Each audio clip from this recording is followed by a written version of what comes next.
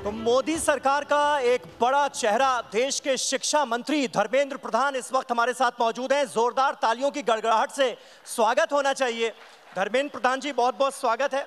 और मुझे याद है 2019 के लोकसभा चुनाव हो रहे थे तो आपको उज्ज्वला मैन कहा जा रहा था। इस बार आप भारतीय जनता पार्टी के संकट मोचक की भूमिका में नजर आ रहे हैं। आपके कार्यकर्ता, बीजेपी के कार्यकर्ता आपको संकट मोचक कह रहे हैं। आपको कौन सा नाम, कौन सी भूमिका ज्यादा पसंद है? मेरा नाम धर्मेंद्र प्रधान है, मैं उतना ही सीमित रहना चाहता हूँ जी, उससे आगे कुछ नहीं।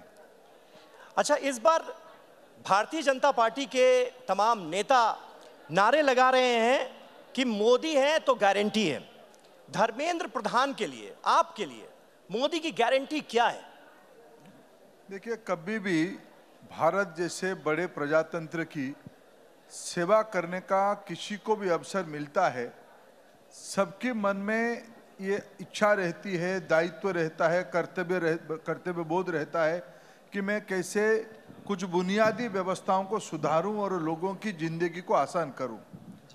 मैं पिछले 10 साल में माननीय प्रधानमंत्री नरेंद्र मोदी जी के नेतृत्व में जो कार्यकाल रहा, उससे सबसे बड़ा लाभार्थी बने देश की वंचित वर्ग, देश की गरीब लोग, देश की विकास की सीढ़ी में, विकास की इंडेक्स में जो नीचे पाए, बॉटम ऑफ द पिरामिड जो थे, वो आज मोदी गारंटी के कारण ऊपर जा रहे हैं। पिछले ही 10 साल के प्रयास से 25 करोड़ लोग दारिद्र्यता की सीमा रेखा से उठ के ऊपर गए हैं। उनकी जिंदगी आसानी की ओर बढ़ा है। आसान हो गया नहीं कहूंगा मैं, आसानी की ओर बढ़ा है। पिछले 75 साल की अवधि में इतने बड़े क्वांटम जंप शायद किसी कालखंड में ऐसे नहीं हुआ था। मैं सबसे बड़ा गारंटी मानता हूं, सबसे बड़ा उपलब्धि मानता हूं, थोड़ा बहुत संतोष भी है कि ये एक मौलिक पैराडिम शिफ्ट, ढांचागत परिवर्तन मोदी जी के कार्यकाल में देश की जनता के लिए, वंचित वर्गों के लिए कर लिया गया। इसी सारे वायदे को 2013-14 में प्रधानमंत्री जी देश के सामने घूम घूम के कहे थे। आज संतोष की विषय है, यह सब पूरा होते हुए दिख रहा है। तो इस बार लोकसभा चुनावों में 400 सीटों की गारंटी है? तो लक्ष्य तो हमारा वही है। हाँ। एनडीए की 400 पार करना ही है, यही हम सबके लक्ष्य है। हमारे पास सारे पूरी जनता की मन बन गई है उस दिशा में, सब उस मूड पे जा रहे हैं। अच्छा, ये बीजेपी के पास, आपकी सरकार के पास इतनी ढेर सारी लाभार्थी योजनाएं हैं जिनका आपने अभी जिक्र किया, ऐसे वादों की लिस्ट है जो कि पूरे हो चुके हैं, उसके बावजूद भी मोदी के नाम पर चुनाव हर बार क्यों लड़ना पड़ता है? नहीं, स्वाभाविक हमारी, देखिए हमारी पूरा सभ्यता को देखिए।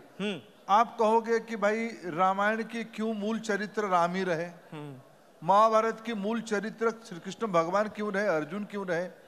कोई भी एक घटना प्रवाह में कोई एक पात्र रहते हैं, कोई चरित्र रहते हैं। आज ये जो भारत की मोमेंटम बन रही है, इस भारत की क्षण में, मैं इसको बड़े जिम्मेवारी के साथ कह रहा हूं, दुनिया के अंदर एक इंडिया मोमेंट आई है, मोमेंटम पकड़ी है। उसकी स्वाभाविक नेता और इनकी दृष्टि की हकदार देश की प्रधानमंत्री नरेंद्र मोदी जी हैं। इसलिए कैप्टन तो कैप्टन ही होता है ना। 11 लोग क्रिकेट में खेलते हैं जी, लेकिन कैप्टन की जिम्मेदारी अलग रहती है। उन्हीं के नाम पे उनकी नेतृत्व का स्वीकृति होती है, भरोसा होती है। एक गारंटी धर्मेंद्र प्रधान जी आप ओडिशा में भी दे रहे हैं, 15 सीटों की गारंटी। तो ये गारंटी इस वजह से है क्या क्योंकि धर्मेंद्र प्रधान खुद इस बार लोकसभा चुनाव लड़ने जा रहे हैं ओडिशा से? नहीं, देखिए पिछले बार भी हम लोग 8 सीट जीत चुके हैं और 8 से उससे ऊपर जाना ही है। मैं सदैव कहा हूं, पिछले 10 साल में मोदी जी की अप्रूवल रेटिंग उड़ीसा की वोटर्स में, हमारी पक्ष विपक्ष कोई भी लोग असेसमेंट करे, प्रधानमंत्री की मिनिमम 75 से 90% तक लोगों की पसंद उड़ीसा की सदैव प्रधानमंत्री नरेंद्र मोदी रहे हैं। स्वाभाविक इस बार इसकी सीटों में, पिछले बार हम लोगों ने एकदम अल्प मतों में 3 सीट को हारे थे। पिछले बार भी हमने 50% की ज्यादा सीट जीतने वाले थे। हम लोग 40-45% तक जीते सीटों में से। जी। इस बार हम लोग एक बहुत बड़ी जंप करेंगे, इसमें तो ये दीवार में लिखा हुआ दिख रहा है। उसमें एक सीट आपकी भी होगी। मेरे को अगर पार्टी अनुमति देगी, निश्चित रूप में मैं सौभाग्यशाली रहूंगा इस मोमेंट की हिस्सेदारी करने के लिए। उनकी उस आनंद की क्षण मेरे साथ भी जुड़ेगा। मैं आपको लगातार देख रहा हूं, ओडिशा में आप अच्छा खासा समय व्यतीत कर रहे हैं। आज इस मंच से क्या ऐलान करना चाहेंगे कि धर्मेंद्र प्रधान ओडिशा की किस सीट से चुनाव लड़ने जा रहे हैं इस बार? नहीं, ये मेरे पार्टी की दायित्व है। मैं कौन होता हूँ? मैं तो कार्यकर्ता हूँ। पार्टी जो तय करेगी मैं वही करने वाला हूँ। अच्छा, गारंटी का जिक्र हो रहा है, तो एक गारंटी राहुल गांधी भी दे रहे हैं। जब किसान आंदोलन शुरू हुआ, किसान लगातार जब सड़कों पर नजर आए और उन्होंने डिमांड्स की एमएसपी पर कानूनी गारंटी की, तो राहुल गांधी ने यह कहा कि हमारी सरकार बनी तो हम देंगे एमएसपी पर कानूनी गारंटी। राहुल गांधी को कोई गंभीरता से इस देश में लेता ही नहीं है, इसलिए मैं भी उन विषय में बहुत रिएक्ट नहीं करना चाहता हूं। बोलने के लिए कोई भी बोलबोला बात कह सकता है, लेकिन उनकी पार्टी वाले जब उनको सीरियसली लेते नहीं है, अभी जनता कैसे सीरियस लेगी?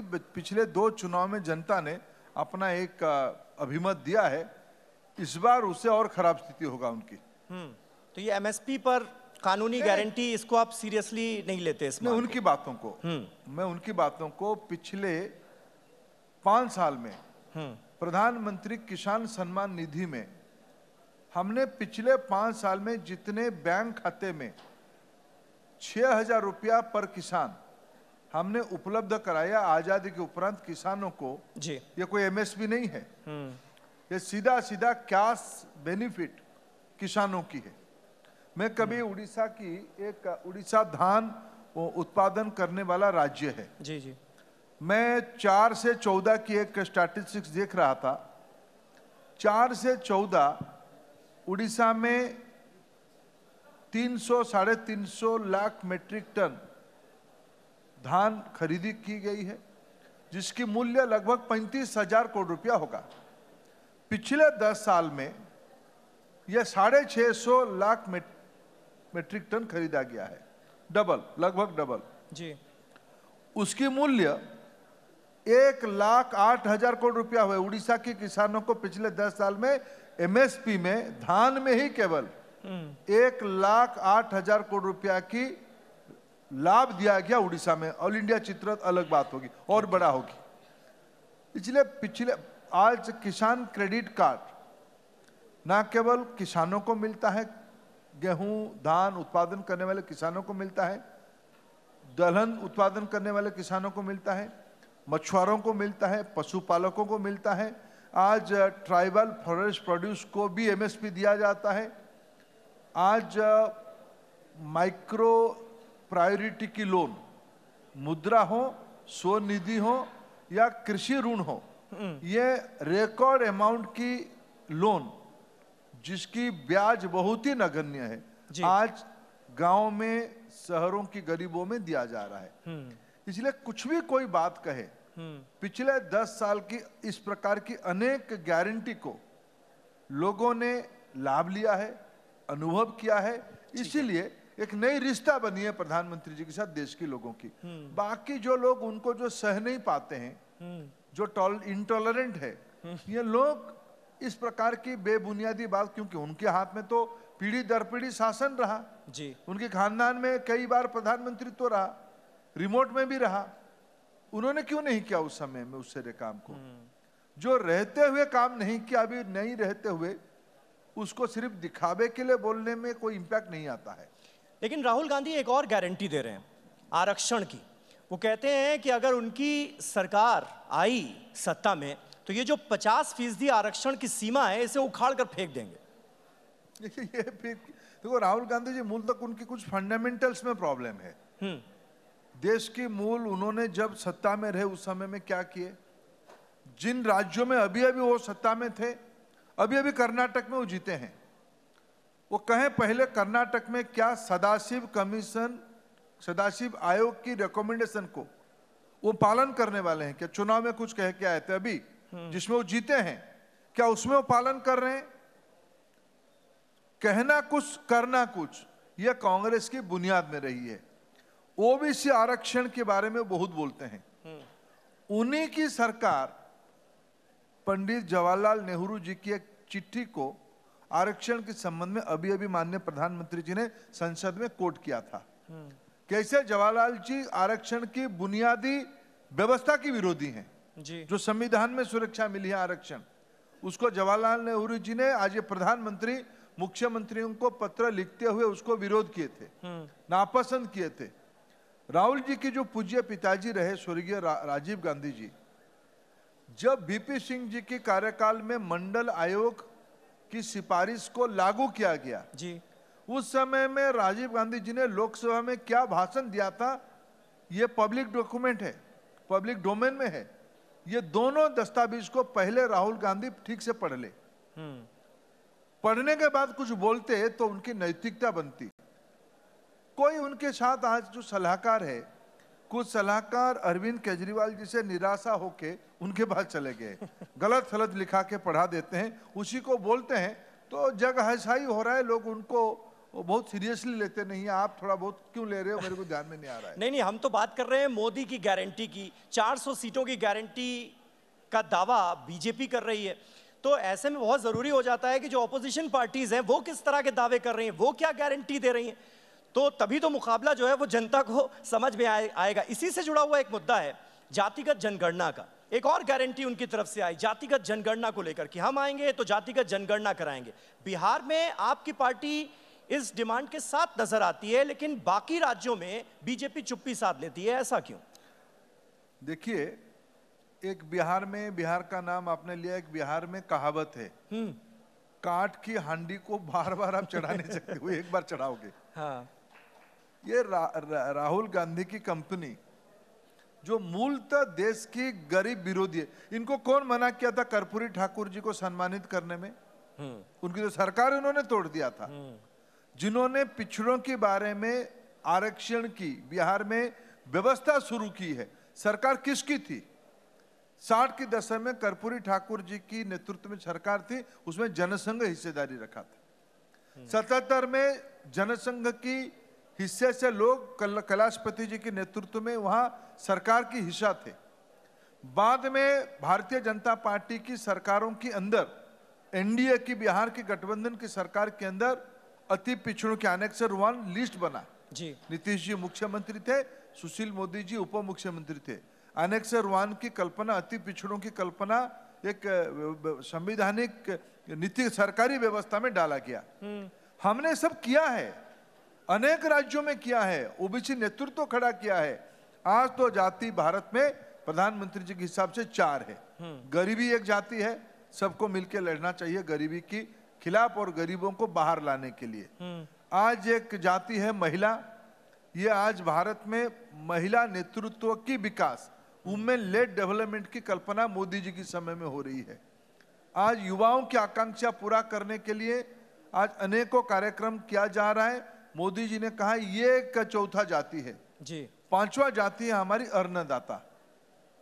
अन्नदाता की मेहनत से ही आज भारत की अर्थव्यवस्था की मजबूती आई है, ग्रामीण अर्थनीति में एक गति आई है। ये आज 21वीं सदी की इसी दशक में यही 4 जाति है, उसी पे फोकस करना आपने चाहिए। इन 4 जातियों का जिक्र किया। राहुल गांधी तो ये कह रहे हैं कि प्रधानमंत्री नरेंद्र मोदी ओबीसी की जाति से नहीं आते, ओबीसी जाति से नहीं आते क्योंकि उनका जन्म ओबीसी जात में नहीं हुआ। साल 2000 में उनकी जाति को ओबीसी में शामिल किया गया, तो वो क्या समझेंगे ओबीसी का दर्द? ओबीसी, राहुल गांधी जी की पढ़ाई ठीक नहीं है। वो पढ़ाई करके पहले आए, क्या क्या बोल लेते हैं। हाँ। कोई जानकारी नहीं है, कुछ भी बोल देते हैं, जो कुछ कहावत में लिख के दे देता है उसी को बोल देते हैं। एक हमारी कहावत है, हमारी वहाँ देहाती कहावत है, पढ़ाई कम बैग का साइज ज्यादा है, बस्तानी बड़ा है। गांव में हमारी तरफ जो स्कूल बैग को बस्तानी कहते हैं। पढ़ाई कम बस्तानी बड़ा है राहुल गांधी जी का, इसलिए उनको बहुत कुछ ध्यान में नहीं रहता क्या कह रहे हैं। अच्छा, ये बताइए कि आर्टिकल 370 हट गया, राम मंदिर बन गया, यूसीसी के प्रारूप भी सामने आने लगे, उत्तराखंड में यूसीसी बिल भी पास हो गया। अब लोग पूछ रहे हैं कि भाई भारतीय जनता पार्टी आखिर अब किस एजेंडे पर काम करेगी? कौन सा वादा आने वाले वक्त में आपके घोषणा पत्र में होगा? देखिए, भारतीय जनता पार्टी की एजेंडा बहुत स्पष्ट है। सबका साथ, सबका विकास, सबकी विश्वास, सभी के लिए प्रयास करना। जब तक भारत की हर एक घर में आधुनिक और बुनियादी व्यवस्था नहीं पहुंच जाता है, हमारी जिम्मेवारी खत्म नहीं होती है। लोगों की रोजी रोटी, घर, कपड़े, सम्मान की जिंदगी, एक कल्याणकारी व्यवस्था की जिम्मेवारी होती है। भारतीय जनता पार्टी उस व्यवस्था के लिए प्रतिबद्ध है।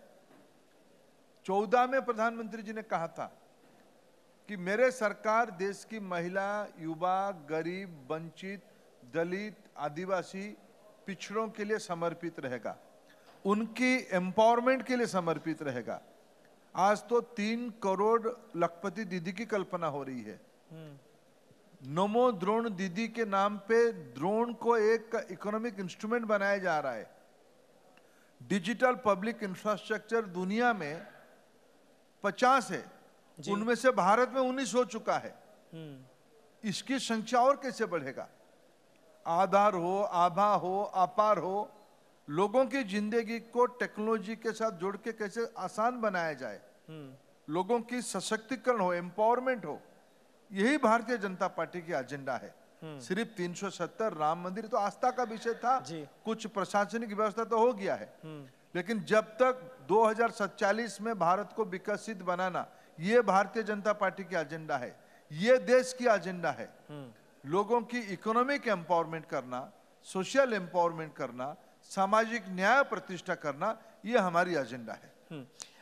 एक, क्योंकि हम बड़े एजेंडास की बात कर रहे हैं कि सरकार का आने वाले वक्त में एजेंडा क्या होगा, एक वन नेशन वन इलेक्शन का मुद्दा जो है, इस पर काफी काम भी हो रहा है, होता हुआ हम देख रहे हैं, एक समिति बन चुकी है। वन नेशन वन इलेक्शन का जहां तक सवाल है, संविधान के जो जानकार हैं वो ये कहते हैं कि भाई इसके लिए 3/4 बहुमत की जरूरत है, और अभी अगर मौजूदा स्ट्रेंथ की बात कर लें तो 539, उसके हिसाब से 3/4 यानी 404 होता है।